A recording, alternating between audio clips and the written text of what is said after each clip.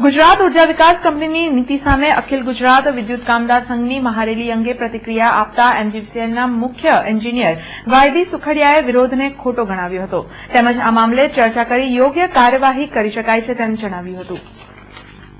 અખિલ ગુજરાત વિદ્યુત કામદાર સંઘ યુનિયન છે તે દ્વારા એક મુદ્દાઓ ઉઠાવવામાં ઘણા મુદ્દાઓ ઉઠાવવામાં આવ્યા।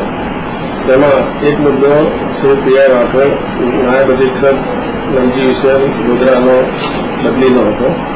તેઓ શ્રી ગોધરામાં 22 વર્ષથી ફરજ બજાવે છે અને એક કોન્ટ્રાક્ટરની ફરિયાદ આવી કે અમારે જે કામ કર્યા એના બિલ મૂક્યા પછી અમને નાણાં મળતા નથી, તેથી એની તપાસ કરતા તપાસ શરૂ કરવામાં આવી। એ તપાસ દરમિયાન શ્રી રાઠોડે એક કાઉન્ટર ફરિયાદ કરી કે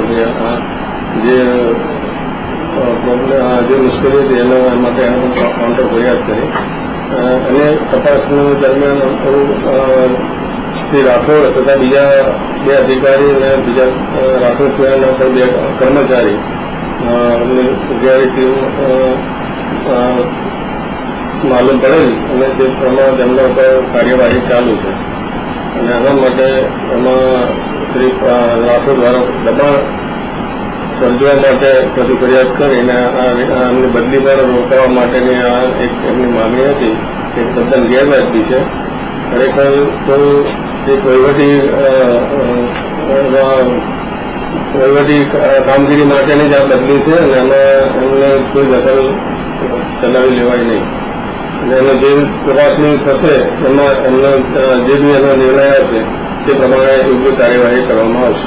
પદ્ધતિમાં એજી વિકાસનો આક્ષેપ છે કે ભાઈ અમે એમજીવીસીએલ દ્વારા એજી વિકાસના હોદ્દેદારોને જે નોટિસ આપી છે તે પણ સત્યથી વેગળી છે।